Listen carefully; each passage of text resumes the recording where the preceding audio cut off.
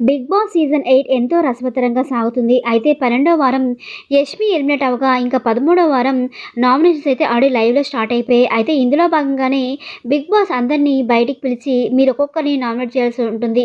తగిన కారణాలు చెప్పి నామినేట్ చేయాలి. ఆల్రెడీ గౌతమ్ పనిష్మెంట్ కారణంగా ఆల్రెడీ డైరెక్ట్ నామినేట్ అయ్యాడు కాబట్టి గౌతమ్‌ని ఎవరు నామినేట్ చేయాల్సిన అవసరం లేదు.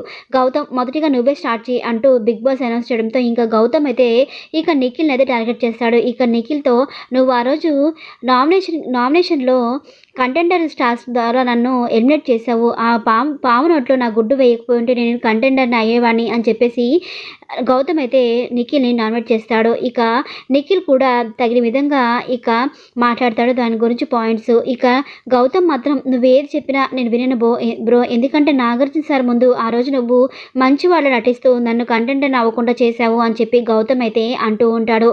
ఇక్కడితో కట్ చేస్తే ఇక పృథ్వీ అయితే అవినాష్‌ని డైరెక్ట్‌గా నామినేట్ చేస్తాడు.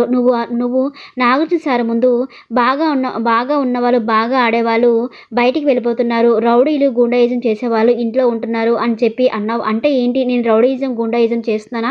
నేను ఎవరైనా కొట్టానా అని చెప్పి పృథ్వీ అయితే తగిన కారణాలు చెప్తూ అవినాష్‌ని అయితే నామినేట్ చేస్తాడు. ఇక అవినాష్ కూడా తనకు తోచిన విధంగా మాట్లాడుతూ ఉంటాడు అవినాష్. ఇక నామినేషన్స్ అయితే ఇలా ఉంటాయి ఫ్రెండ్స్. మ్యాక్సిమం నిఖిల్ అయితే అందరూ టార్గెట్ చేస్తారని నాకు అనిపిస్తుంది. మరి ఈ విషయంపై మీరేమనుకున్నారు నాకు కామెంట్ సెక్షన్‌లో కామెంట్ చేయండి. మరిన్ని లైవ్ అప్డేట్స్ కోసం మన ఛానెల్‌ని సబ్స్క్రైబ్ చేసుకొని సపోర్ట్ చేయండి ఫ్రెండ్స్. Thanks for watching.